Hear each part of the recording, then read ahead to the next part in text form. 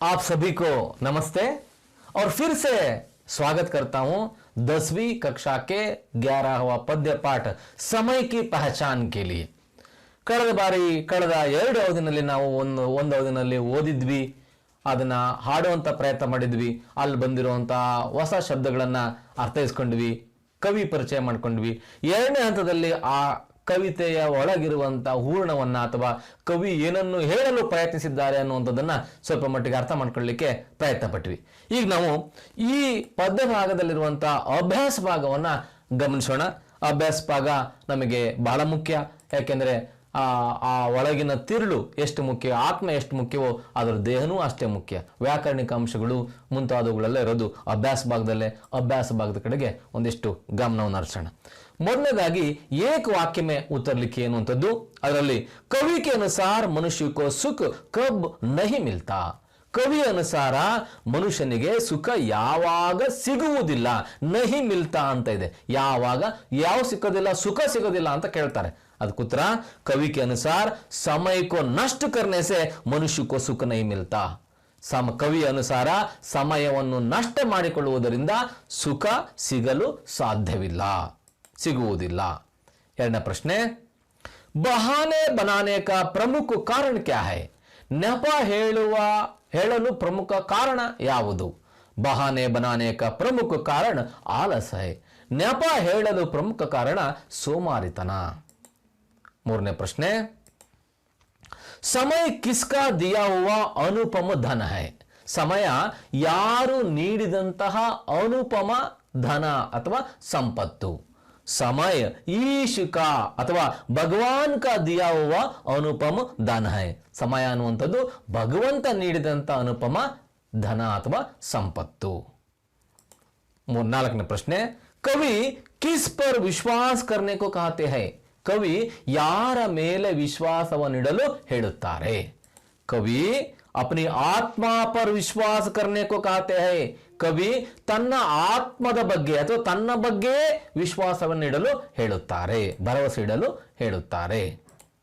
ಐದನೇ ಪ್ರಶ್ನೆ, ಸಮಯಕ್ಕೆ ಖೋನೆ ಸೆ ಕ್ಯಾ ಹೋತಾ ಹೈ. ಸಮಯವನ್ನು ಕಳೆದುಕೊಳ್ಳೋದ್ರಿಂದ ಏನಾಗುತ್ತೆ. ಸಮಯಕ್ಕೆ ಖೋನೆ ಸೆ ವ್ಯಕ್ತಿ ಕೋ ಪಛತಾನ ಪಡ್ತಾ ಹೈ. ಸಮಯವನ್ನು ಕಳೆದುಕೊಳ್ಳೋದ್ರಿಂದ ವ್ಯಕ್ತಿ ಪಶ್ಚಾತ್ತಾಪ ಪಡಬೇಕಾಗುತ್ತದೆ. ಪಶ್ಚಾತ್ತಾನ ಪಡ್ತಾ ಹೈ, ಪಶ್ಚಾತ್ತಾಪ ಪಡಬೇಕಾಗುತ್ತದೆ. ನೆಕ್ಸ್ಟ್ ಆರನೇ ಪ್ರಶ್ನೆ, ಸಮಯ ಕಿ ಪಹಚಾನ್ ಕವಿತಾ ಕೆ ಅನುಸಾರ ಕ್ಯಾ ಅನುಮೋಲ್ ಹೈ. ಈ ಪದ್ಯದ ಸಮಯ ಕಿ ಪಹಚಾನ್ ಕವಿತೆಯ ಅನುಸಾರ ಯಾವುದು ಅನುಮೋಲ್, ಅಮೂಲ್ಯವಾದದ್ದು. ಸಮಯ ಕಿ ಪಹಚಾನ್ ಕವಿತಾ ಕೆ ಅನುಸಾರ ಸಮಯ ಅನುಮೋಲ್ ಹೈ. ಸಮಯ ಕಿ ಪಹಚಾನ್ ಕವಿತೆಯ ಅನುಸಾರ ಸಮಯ ಅನ್ನುವಂಥದ್ದೇ ಅಮೂಲ್ಯವಾದಂಥದ್ದು. ನೆಕ್ಸ್ಟ್, ಸಮಯಕ್ಕೆ ಮಹತ್ವ ಕಿಸೆ ಬಡ್ಕರ ಹೈ. ಸಮಯದ ಮಹತ್ವ ಯಾವುದಕ್ಕಿಂತ ಹೆಚ್ಚು. ಸಮಯ का महत्व धन से भी बढ़कर है. ಸಮಯದ ಮಹತ್ವ ಹಣಕ್ಕಿಂತಲೂ ಹೆಚ್ಚು. ಚಕ್ರವರ್ತಿ ಹೋಕೆ भी क्या वापस पा नहीं सकते. ಚಕ್ರವರ್ತಿ ಆದಾಗ್ಯೂ ಏನನ್ನು ಹಿಂತಿರುಗಿ ಪಡೆಯಲು ಸಾಧ್ಯ ಇಲ್ಲ, ವಾಪಸ್ ಪಡೆಯಲು ಸಾಧ್ಯವಿಲ್ಲ. ಚಕ್ರವರ್ತಿ ಹೋಕೆ भी खोया हुआ समय को वापस पा नहीं सकते. ಚಕ್ರವರ್ತಿ ಆದಾಗ್ಯೂ ಕಳೆದುಕೊಂಡ ಸಮಯವನ್ನ ವಾಪಸ್ ಪಡೆಯಲು ಸಾಧ್ಯವಿಲ್ಲ. ಕವಿ ಕೆ ಅನುಸಾರ ಜೀವನ ಕೈಸೆ ಬನಾ ಹೈ. ಕವಿಯ ಅನುಗುಣ ಜೀವನ ಹೇಗೆ ಆಗಿದೆ, ಜೀವನ ಅನ್ನುವಂಥದ್ದು ಹೇಗೆ ಆಗಿದೆ. ಕವಿ ಕೆ ಅನುಸಾರ ಜೀವನ ಪಲ್ ಪಲ್ ಸೆ ಬನಾ ಹೈ. ಕವಿ ಅನುಸಾರ ಜೀವನ ಕ್ಷಣ ಕ್ಷಣಗಳಿಂದಲೇ ಆಗಿದೆ. ಹತ್ತನೇ ಪ್ರಶ್ನೆ, ಆಲಸ್ ಹಮ್ಸೆ ಕ್ಯಾ ಕರಾ ರಹಾ ಹೈ. ಈ ಸೋಮಾರಿತನ ನಮ್ಮಿಂದ ಏನನ್ನು ಮಾಡಿಸುತ್ತಿದೆ. आलस हमसे बहाने करा रहा है, तो बहाने बनाना करा रहा है. ಈ ಸೋಮಾರಿತನ ನಮ್ಮಿಂದ ನೆಪ ಹೇಳುವ ಕೆಲಸವನ್ನು ಮಾಡಿಸುತ್ತಿದೆ. ನೆಕ್ಸ್ಟ್ ಎರಡನೇ ಮೇನ್ ಕ್ವಶನ್, 2-3 ವಾಕ್ಯ में उत्तर लिखिए. 2-3 ವಾಕ್ಯಗಳಲ್ಲಿ ಉತ್ತರ ಬರೆಯಿರಿ. ಅದರಲ್ಲಿ ಮೊದಲನೇ ಪ್ರಶ್ನೆ, ಮನುಷ್ಯ के लिए सुख की प्राप्ति कब संभव है. ಮನುಷ್ಯನಿಗೆ ಸುಖವನ್ನು ಪಡ್ಕೊಳ್ಳೋದು ಯಾವಾಗ ಸಾಧ್ಯ ಆಗುತ್ತೆ. ಉತ್ತರ, ಈ ಮನುಷ್ಯ ईश का दिया हुआ समय को नष्ट ना करना चाहिए. ಮನುಷ್ಯ ಭಗವಂತ ನೀಡಿದಂತ ಸಮಯವನ್ನು ನಷ್ಟಗೊಳಿಸಿಕೊಳ್ಳಬಾರದು. ಆಲಸ್ और बहाना बनाना छोड़ना चाहिए. ಸೋಮಾರಿತನ ಮತ್ತು ನೆಪವನ್ನು ಹೇಳುವುದನ್ನು ಬಿಡಬೇಕು. मेहनत से काम करने से सुख की संभव है. ಪರಿಶ್ರಮ ಪಟ್ಟು ಕೆಲಸ ಮಾಡೋದ್ರಿಂದ ಸುಖ ಸಾಧ್ಯ ಇದೆ. ಎರಡನೇ ಪ್ರಶ್ನೆ, ಸಮಯ का सदुपयोग कैसे करना चाहिए? ಸಮಯದ ಸದುಪಯೋಗವನ್ನ ಹೇಗೆ ಮಾಡಿಕೊಳ್ಳಬೇಕು? ಸಮಯ का सदुपयोग का मतलब यह है कि ಸಮಯದ ಸದುಪಯೋಗದ ಅರ್ಥ ಏನಪ್ಪಾ ಅಂದ್ರೆ प्रति क्षण ईश्वर का दिया हुआ सुसमय मानकर काम करना चाहिए. ಪ್ರತಿ ಕ್ಷಣವನ್ನು ಭಗವಂತನು ನೀಡಿದ ಸುಸಮಯ ಎಂದು ಕೆಲಸ ಮಾಡಬೇಕು. काम करने का जो अवसर मिलता है उसे व्यर्थ जाने नहीं देना चाहिए. ಕೆಲಸ ಮಾಡುವ ಸಮಯ ಸಿಕ್ಕಾಗ ಅದನ್ನ ವ್ಯರ್ಥ ಮಾಡದೆ ಸದುಪಯೋಗಗೊಳಿಸಬೇಕು. आलस और बहाना बनाना छोड़कर मेहनत से काम करना चाहिए. ಸೋಮಾರಿತನ ಮತ್ತು ನೆಪ ಹೇಳುವುದನ್ನು ಬಿಟ್ಟು ಪರಿಶ್ರಮ ಪಟ್ಟು ಕೆಲಸ ಮಾಡಬೇಕು. नेक्स्ट, कविता के अंतिम 4 पंक्तियों में कवि क्या कहना चाहते हैं? ಕವಿತೆಯ ಕೊನೆಯ 4 ಸಾಲುಗಳಲ್ಲಿ ಕವಿ ಏನನ್ನು ಹೇಳಲು ಬಯಸಿದ್ದಾರೆ? ಆ 4 ಸಾಲುಗಳು ಯಾವುವು? ಇಲ್ಲಿದೆ ನೋಡಿ. ಇಲ್ಲಿ करना है जो काम उसी में चित्त लगा दो, आत्मा पर विश्वास करो संदेह भगा दो, ऐसा सुसमय भला और कब तुम पाओगे, खोकर पीछे इसे सर्वथा पछताओगे. ಇದರ ಭಾವಾರ್ಥ ಹೇಗಿದೆ? कवि सियाराम शरण गुप्त जी अपने समय की पहचान कविता में कहते हैं कि ಕವಿ ಸಿಯಾರಾಮ್ ಶರಣ ಗುಪ್ತಾ ಅವರು ತಮ್ಮ ಸಮಯಕ್ಕೆ ಪಹಚಾನ್ ಅನ್ನುವಂತ ಕವಿತೆಯಲ್ಲಿ ಹೇಳ್ತಾರೆ ಕಿ ಏನೆಂದರೆ ಜೋ ಬಿ ಕಾಮ್ ಕರ್ನಾ ಹೈ, ಏನೇ ಕೆಲಸ ಮಾಡದಿದ್ರು ಉಸೆ ಮನ್ ಲಗಾಕರ್ ಕರ್ನಾ ಚಾಹಿಯೆ, ಅದನ್ನ ಮನಸ್ಸಿಟ್ಟು ಮಾಡಬೇಕು. ದೂಸರೋಂ ಪರ್ ನಹಿ ಹಮ್ ಪರ್ ವಿಶ್ವಾಸ ರಖನಾ ಚಾಹಿಯೆ, ಇನ್ನೊಬ್ಬರ ಮೇಲೆಲ್ಲ ನಮ್ಮ ಮೇಲೆ ವಿಶ್ವಾಸ ಇಡಬೇಕು. ಸಂದೇಹಕ್ಕೋ ಭಗಾನ ಚಾಹಿಯೆ, ನಮಗಿರುವ ಅನುಮಾನಗಳನ್ನ ಓಡಿಸಬೇಕು. ಖೋಯಾ ಹುವಾ ಸಮಯ ಫಿರ್ ಕಭಿ ವಾಪಸ್ ನಹಿ ಆತಾ, ಕಳೆದುಕೊಂಡು ಸಮಯ ಮತ್ತೆಂದೂ ವಾಪಸ್ ಬರುವುದಿಲ್ಲ. ಇಸ್ಲಿಯೇ ಸಮಯ का हर क्षण को सदुपयोग करना चाहिए. ಆದ್ದರಿಂದ ಸಮಯದ ಪ್ರತಿ ಕ್ಷಣವನ್ನು ಸದುಪಯೋಗ ಮಾಡಿಕೊಳ್ಳಬೇಕು. नहीं तो पछताना पड़ता है, ಇಲ್ಲ ಅಂದ್ರೆ ಪಶ್ಚಾತ್ತಾಪ ಪಡಬೇಕಾಗುತ್ತದೆ. नेक्स्ट, ಇನ್ನೊಂದು ಪ್ರಶ್ನೆ, समय की पहचान कविता में कौन सा संदेश दिया गया है? ಈ समय की पहचान ಕವಿತೆಯಲ್ಲಿ ಯಾವ ಸಂದೇಶವನ್ನು ನೀಡಲಾಗಿದೆ?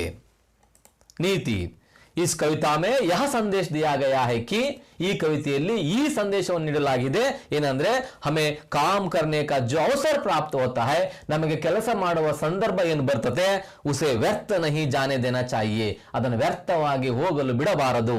समय अधिक महत्वपूर्ण और उपयोगी होता है, ಸಮಯ ಅತ್ಯಂತ ಮಹತ್ವಪೂರ್ಣ ಮತ್ತು ಉಪಯೋಗಿ ಆಗಿರುತ್ತದೆ. समय की पहचान कविता में छात्रों के लिए क्या संदेश है? ಆಗ್ಲೇ ಕೇಳಿದಂತ ಪ್ರಶ್ನೆ, ಸಮಯಕ್ಕೆ ಪಹಚಾನ್ ಕವಿತೆಯಲ್ಲಿ ಮಕ್ಕಳಾದಂತ ವಿದ್ಯಾರ್ಥಿಗಳಿಗೆ ಯಾವ ಸಂದೇಶವಿದೆ?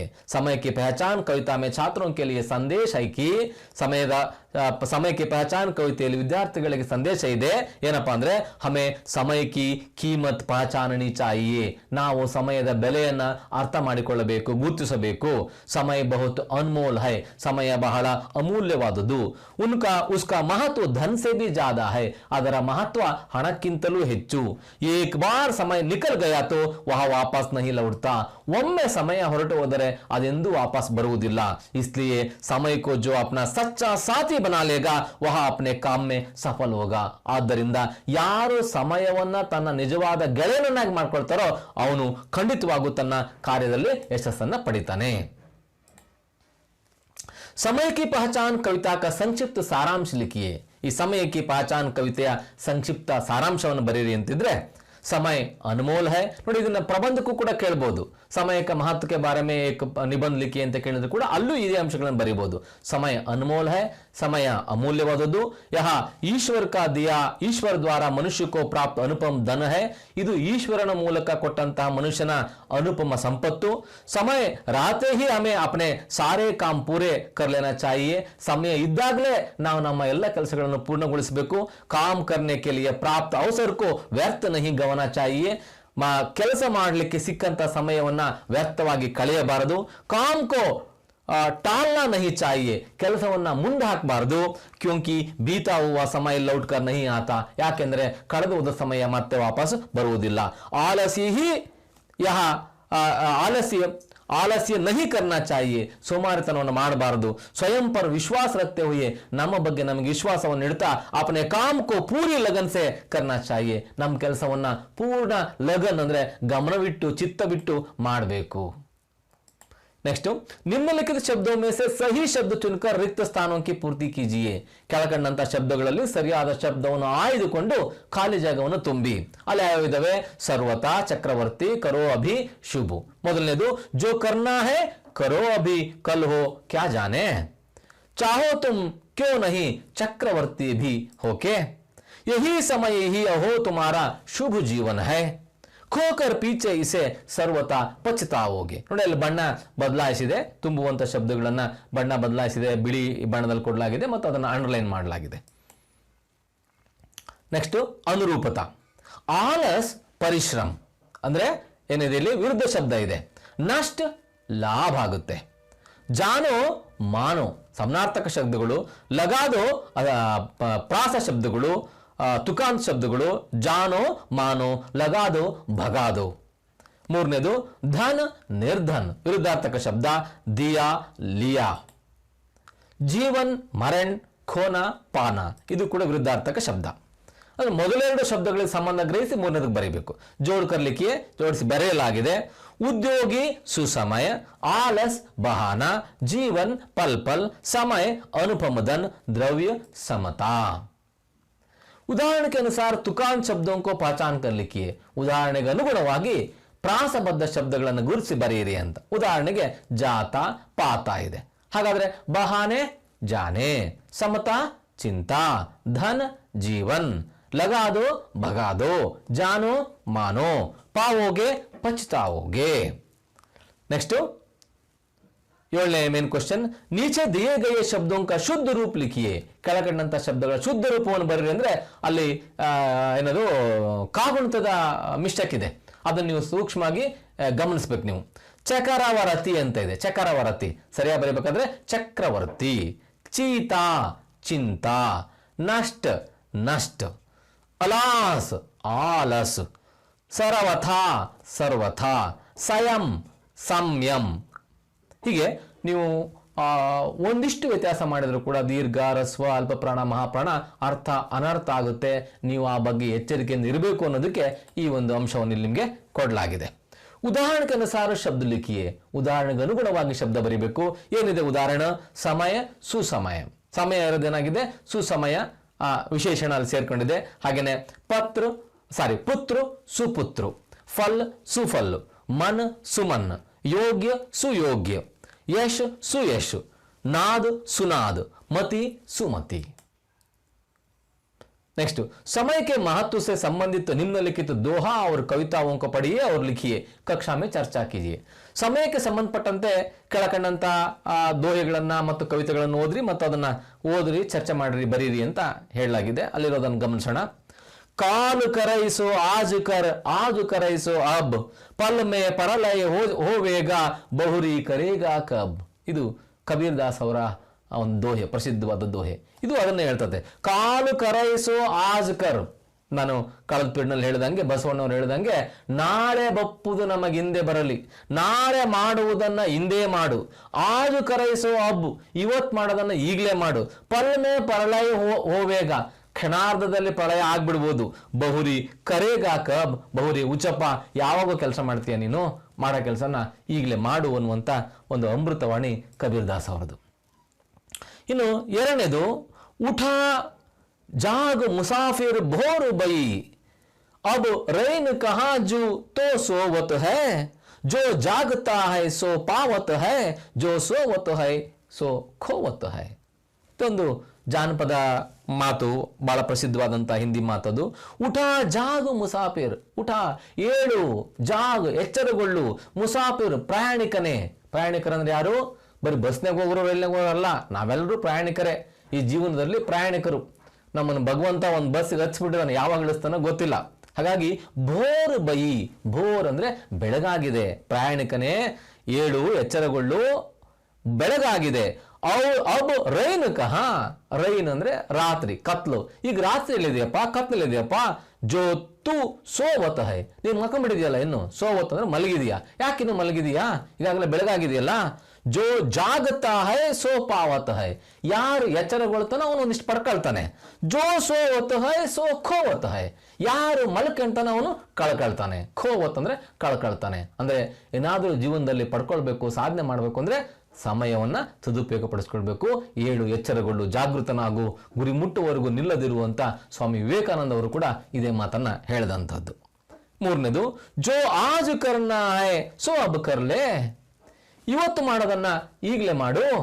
ಇದನ್ನ ಇನ್ನೊಂದು ಕಡೆಗೆ ಬಸವಣ್ಣರು ಹೇಳುವಂತ ಮಾತು, ಎಮ್ಮವರು ಬೆಸಗೊಂಡರೆ ಶುಭ ಲಗ್ನವೆನ್ನರಯ್ಯ ಅನ್ನುವಂಥ ಮಾತನ್ನು ಹೇಳ್ತಾರೆ. ರಾಶಿ ಕೂಟ ಋಣ ಸಂಬಂಧ ಉಂಟೆಂದು ಹೇಳಿರಯ್ಯ, ನಾಳಿನ ದಿನಕ್ಕಿಂತ ಇಂದಿನ ದಿನ ಲೇಸೆಂದು ಹೇಳಿರಯ್ಯ ಅಂತ ಹೇಳ್ತಾರೆ. ನಾಳಿನ ದಿನಕ್ಕಿಂತ ಇಂದಿನ ದಿನ ಅದೇ ಶುಭ. ನಾವು ಯಾವಾಗ ಒಳ್ಳೆ ಕಾರ್ಯಗಳನ್ನು ಮಾಡಕ್ ಶುರು ಮಾಡ್ತೀವೋ ಅದೇ ಶುಭ ದಿನ ಅಂತ. ಜಬ್ ಚಿಡಿಯಾ ಚುಗು ಗಯಿ ಖೇತ್ ತಬ್ ಪಚತಾಯೇ ಕ್ಯಾ ಹೋತಾ ಹೇ, ಇದರಿಂದ ಒಂದು ಸಣ್ಣ ಕಥೆ ರಂಗ್ ಕಾಣಿಸುತ್ತೆ. ಜಬ್ ಚಿಡಿಯಾ ಚುಗು ಗಯಿ ಖೇತ್, ಯಾವಾಗ ಪಕ್ಷಿ ಹೊಲದಿಂದ ಆರೋಗಿದೆಯೋ ಆಗ ಪಶ್ಚಾತ್ತಾಪ ಪಟ್ಟು ಫಲ ಏನು ಅಂತ. ಅಂದ್ರೆ ಒಬ್ಬ ಬೇಟೆಗಾರ ಏನ್ ಮಾಡಿದಾನೆ, ಆ ಪಕ್ಷಿಗಳನ್ನ ಹಿಡಿಬೇಕು ಅಂತ ಬಲೆ ಹಾಕಿದಾನೆ. ಬಲೆ ಹಾಕಿ ಅವನು ಅಲ್ಲೇ ಎಲ್ಲೋ ಇರಬೇಕಾಗಿತ್ತು. ಉದಾಸೀನ ಮಾಡಿದ, ಬಿಡು ಬಿಡ್ತದೆ ಅಂತೇಳಿ ಇಟ್ಟು ಹೋದ ಅವನು ಬಲೆ ಹಾಕಿ. ಆದ್ರೆ ಬಂದು ನೋಡ್ತಾನೆ ಬಲೆ ಸಮೇತ ಆ ಪಕ್ಷಿಗಳು ಎದ್ದು ಹೋಗ್ಬಿಡಿದವು, ಹೊಲ ಬಿಟ್ಟು ಹೋಗ್ಬಿಟ್ಟಿದೆ. ಹಾಗಾಗಿ ಈಗ ಪಶ್ಚಾತ್ತಾಪ ಪಟ್ಟು ಫಲ ಏನು, ನೀನು ಅಲ್ಲಿ ಇರಬೇಕಾಗಿತ್ತು, ನಿನ್ ಬೇಕಾಗಿದ್ರೆ ಅನ್ನುವಂಥ ಮಾತು.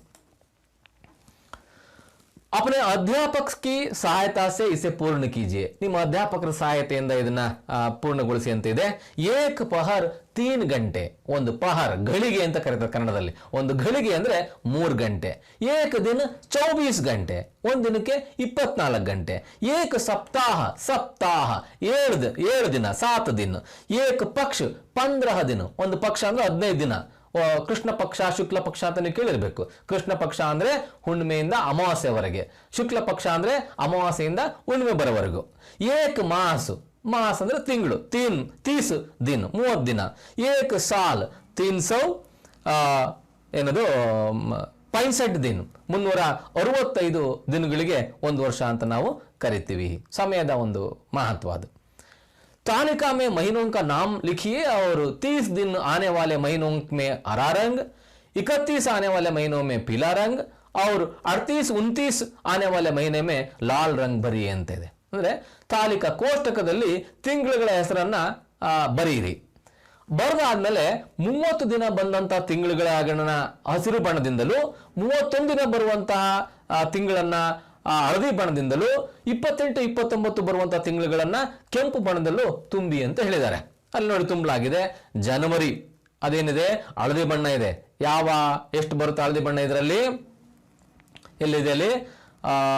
ಏನಿದೆ ಆನೆ ವಾಲೆ ಏನದು ಲಾಲ್ ರಂಗು, ಸಾರಿ ಲಾಲ್ ಅಲ್ಲ, ಎಂತದ್ದು ಪೀಲಾ ರಂಗು ಜನವರಿ.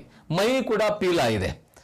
ಕೆಂಪು ಇರೋದು ಒಂದೇನೆ ಲಾಲ್, ಯಾವುದು ಫೆಬ್ರವರಿ. ಸಾಮಾನ್ಯ ಅದೊಂದೇ ತಿಂಗಳು ಮಾತ್ರ 28 ಅಥವಾ 29 ಬರೋದು, ಇನ್ನುಳಿದ 30 ಅಥವಾ 31 ಬರ್ತವೆ. ಇದರಿಂದ ನಿಮಗೆ ಆ ತಿಂಗಳುಗಳಲ್ಲಿ ಎಷ್ಟು ದಿವಸ ಇದೆ, ಎಷ್ಟು ದಿನಗಳು ಬರ್ತವೆ ಅನ್ನೋದು ನಿಮಗೆ ಗೊತ್ತಾಗ್ಲಿ ಅನ್ನುವಂಥದ್ದು. ನೆಕ್ಸ್ಟ್, ಸಮಯ ಕಾ ಮಹತ್ವ ವಿಷಯ ಪರ್ 10 ವಾಕ್ಯೋं का एक निबंध लिखिए ಅಂತ ಇದೆ. ಸಮಯದ ಮಹತ್ವದ ಬಗ್ಗೆ ಒಂದು 10 ವಾಕ್ಯಗಳ ಒಂದು ಪ್ರಬಂಧ ಬರೆಯಿರಿ ಅಂತ ಅದನ್ನ ಇಲ್ಲಿ ಕೊಡಲಾಗಿದೆ ಪ್ರಸ್ತಾವನಾ. किसी भी जीव जंतु की जन्म से लेकर मरण तक की बीच की समय को ही जीवन कहते हैं, अर्थात समय ही जीवन है. ಯಾವುದಾದರೂ ಜೀವ ಜಂತುವಿನ ಜನ್ಮದಿಂದ ಹಿಡಿದು ಮರಣದವರೆಗಿನ ಸಮಯವನ್ನೇ ಜೀವನ ಅಂತ ಕರೆಯಲಾಗುತ್ತೆ. ಅಂದ್ರೆ ಆ ಸಮಯವೇ ಜೀವನ. ಮಹತ್ವ ಏನಪ್ಪಾ ಅಂದ್ರೆ, ಸಮಯ ಈಶ್ ಕಾ ದಿಯಾ ಹುವಾ ಅತಿ ಅನುಪಮ ಧನ ಹೈ, ಸಮಯ ಭಗವಂತ ನೀಡಿದ ಅತಿ ಅನುಪಮವಾದಂಥ ಸಂಪತ್ತು. ಸಮಯ ಕಾ ಮಹತ್ವ ಧನ ಸೆ ಭಿ ಜ್ಯಾದಾ ಹೈ, ಸಮಯದ ಮಹತ್ವ ಹಣಕ್ಕಿಂತಲೂ ಹೆಚ್ಚು. ಜೋ ಭಿ ಕರ್ನಾ ಹೈ ತೋ ಅಭಿ ಕರ್ನಾ ಚಾಹಿಯೆ, ಏನೇ ಮಾಡದಿದ್ರು ಈಗಲೇ ಮಾಡಬೇಕು. ಬಹಾನಾ ನಹಿ ಬನಾನಾ ಚಾಹಿಯೆ, ನೆಪ ಹೇಳಬಾರ್ದು. ಜೋ ಸಮಯ ಕೋ ಸಾಥಿ ಬನಾ ಲೇತಾ ಹೈ ವಹಿ ಸಫಲ್ ಹೋತೆ ಹೈ, ಯಾರು ಸಮಯವನ್ನು ಗೆಳೆಯರನ್ನಾಗಿಸ್ಕೊಳ್ತಾನೋ ಅವನೇ ಯಶಸ್ಸನ್ನು ಪಡಿತಾನೆ. ಖೋಯಾ ಹುವಾ ಸಮಯ ಫಿರ್ ಕಭಿ ವಾಪಸ್ ನಹಿ ಆತಾ, ಕಳೆದುಕೊಂಡ ಸಮಯ ಮತ್ತೆಂದು ವಾಪಸ್ ಬರೋದಿಲ್ಲ. ಇಸ್ಲಿಯೇ ಸಮಯ ಕಾ ಹರ್ ಕ್ಷಣ ಕೋ ಸದುಪಯೋಗ ಕರ್ನಾ ಚಾಹಿಯೆ, ಹೀಗಾಗಿ ಸಮಯದ ಪ್ರತಿ ಕ್ಷಣವನ್ನು ಸದುಪಯೋಗ ಪಡಿಸ್ಕೊಳ್ಬೇಕು. ಇದು ಮಹತ್ವದಲ್ಲಿ ಬರುವಂತ ಸಂಗತಿ. ಇನ್ನ ದುಷ್ಪರಿಣಾಮ ಏನಾಗ್ತದೆ ಸಮಯವನ್ನು ಸರಿಯಾಗಿ ಮಾಡ್ಕೊಳ್ದಿದ್ರೆ ಅಂದ್ರೆ ಸಹಿ ಸಮಯ ಪರ್ ಸಹಿ ಕಾಮ್ ಕರ್ನಾ ಹಿ ಸಫಲತಾ ಹೈ. ಸರಿಯಾದ ಸಮಯಕ್ಕೆ ಸರಿಯಾದ ಕೆಲಸ ಮಾಡೋದೇ ಯಶಸ್ಸು. अगर नहीं की तो निम्नलिखित दुष्परिणामों को भोगना पड़ता है. ಹಾಗೊಂದು ವೇಳೆ ಮಾಡಲಿದ್ರೆ ಕೆಳಕಂಡಂತ ದುಷ್ಪರಿಣಾಮಗಳನ್ನು ಅನುಭವಿಸಬೇಕಾಗ್ತದೆ. खोया हुआ समय फिर कभी वापस नहीं आता. ಕಳೆದು ಹೋದ ಸಮಯ ಮತ್ತೆಂದೂ ವಾಪಸ್ ಬರೋದಿಲ್ಲ. ಧನ್ ಕಾ ಅಪವ್ಯಯ ಹೋತಾ ಹೈ, ಹಣದ ಅಪವ್ಯಯ ಆಗ್ತದೆ. ಶ್ರಮ ಕಾ ಅಪವ್ಯಯ ಹೋತಾ ಹೈ, ಶ್ರಮದ ಅಪವ್ಯಯ ಆಗ್ತದೆ. ನಿಶ್ಚಿತ ಮಂಜಿಲ್ ಪರ್ ನಹಿ ಪहुंच सकते हैं, ನಿರ್ಧಾರಿತ ಗುರಿಯನ್ನು ತಲುಪಲಿಕ್ಕೆ ಸಾಧ್ಯ ಆಗೋದಿಲ್ಲ. ಅಗಲೇ ಪೀಡಿ ಹಮೆ ಕ್ಷಮಾ ನಹಿ ಕರ್ ಸಕ್ತೆ, ಮುಂದಿನ ಪೀಳಿಗೆ ನಮ್ಮನ್ನು ಕ್ಷಮಿಸೋದಿಲ್ಲ. ಸಮಯಕ್ಕೋ ಖೋನೆ ಸೆ ಪಚ್ತಾನ ಪಡೇಗ, ಸಮಯವನ್ನು ಕಳೆದುಕೊಳ್ಳೋದ್ರಿಂದ ಪಶ್ಚಾತ್ತಾಪ ಪಡಬೇಕಾಗುತ್ತದೆ. ಆದಿ उपसंहार. समय अधिक महत्वपूर्ण तथा उपयोगी होता है. समय अत्यंत महत्वपूर्ण ಮತ್ತು ಉಪಯೋಗಿ ಆದದ್ದಾಗಿದೆ. समय को जो अपना सच्चा साथी बना लेगा, ಸಮಯವನ್ನು ಯಾರು ತನ್ನ ನಿಜವಾದ ಗೆಳೆಯನ್ನಾಗಿ ಮಾಡ್ಕೊಳ್ತಾನೋ वह अपने काम में सफल होगा, ಅವನು ತನ್ನ ಕೆಲಸದಲ್ಲಿ ಸಫಲ ಹೋಗ್ತಾನೆ. हमें काम करने जो अवसर प्राप्त होता है, ನಮಗೆ ಕೆಲಸ ಮಾಡುವ ಸಮಯ ಏನು ಸಿಗುತ್ತೋ उसे व्यर्थ जाने नहीं देना चाहिए, ಅದನ್ನು ವ್ಯರ್ಥವಾಗಿ ಹೋಗ್ಲಿಕ್ಕೆ ಬಿಡಬಾರದು ಅನ್ನೋದು ಆ ನಿಬಂಧ. ಅದು ನಿಬಂಧಕರ ಕೇಳ್ಬೋದು, ಸಾರಾಂಶಕರ ಕೇಳ್ಬೋದು. ಒಟ್ಟಾರೆ ನೀವು ಆ ಪದ್ಯವನ್ನು ಚೆನ್ನಾಗಿ ಅರ್ಥೈಸ್ಕೊಂಡ್ರೆ ನಿಮ್ಮ ಬದುಕಿಗೂ ಮತ್ತು ಪರೀಕ್ಷೆಗೆ ಎರಡೂ ದೃಷ್ಟಿಯಿಂದ ಒಳ್ಳೆಯದಾಗುತ್ತೆ. ಇನ್ನು ಕೊನೆಯದಾಗಿ ಘಟಕದ ಮೂಲ್ಯಾಂಕನ ಓದ್ಬಿಡ್ತೀನಿ. ಹಾಗೇನೆ ಅನುರೂಪ ಶಬ್ದ ಲಿಖಿಯೇ, ಜಾನೋ ಮಾನೋ ಲಗಾದೋ डैश, जीवन मरण कोना डैश. नीचे दिए गए शब्दों का शुद्ध रूप लिखिए, चक्रवर्ती सारवता. पर्यायवाची शब्द लिखिए, खोना उद्योगी. विलोम शब्द लिखिए, आलस नष्ट. समय की पहचान कविता की कवि कौन है? बहाने बनाने का प्रमुख कारण क्या है? समय के खोने से क्या होता है? भावार्थ लिखिए, करना है जो काम उसी में चित्त लगा दो, आत्मा पर विश्वास करो, संदेह भगा दो, ऐसा सुसमय भला और कब तुम पाओगे, खोकर पीछे इसे सर्वथा पछताओगे. ಇದರ ಭಾವಾರ್ಥವನ್ನು ಬರೀರಿ. मनुष्य के लिए सुख की प्राप्ति कब संभव है? इवेला 2 अंक प्रश्नಗಳು. समय का सदुपयोग कैसे करना चाहिए? कवि सियाराम शरण गुप्त जी के संक्षिप्त परिचय लिखिए. ಇಷ್ಟು ಮಕ್ಕಳೇ ಈ ಸಮಯ ಕಿ ಪಹಚಾನ್ ಪದ್ಯದ ಒಂದು ಸಮಗ್ರ ಅಭ್ಯಾಸ ಭಾಗವನ್ನು ನಾವು ಇದುವರೆಗೂ ಗಮನಿಸಿದ್ವಿ. ಇದನ್ನು ನೀವು ಮತ್ತೆ ಓದ್ರಿ, ಅಥವಾ ಮತ್ತೆ ನೀವು ಓದಲಿಕ್ಕಾಗಲಿದ್ದನ್ನು ಕೇಳಿಸ್ಕೊಳ್ಳೋದ್ರಿಂದ ನೀವು ಪರ್ಫೆಕ್ಟ್ ಆಗ್ತೀರಿ. ಬರೀ ಅಂಕಗಳಿಕೆ ಅಷ್ಟೆಲ್ಲ ನಿಮ್ಮ ಬದುಕಿನಲ್ಲೂ ಕೂಡ ಯಶಸ್ಸನ್ನು ಪಡೀರಿ ಅಂತ ಆಶಿಸ್ತಾ, ಮುಂದಿನ ಅವಧಿನಲ್ಲಿ ಇನ್ನೊಂದು ಪಾಠವನ್ನು ತೆಗೆದುಕೊಂಡು ನಾನು ನಿಮ್ಮ ಮುಂದೆ ಹಾಜರಾಗ್ತೇನೆ. ಅಲ್ಲಿವರೆಗೂ ನಿಮ್ಮೆಲ್ಲರಿಗೂ ನಮಸ್ತೆ.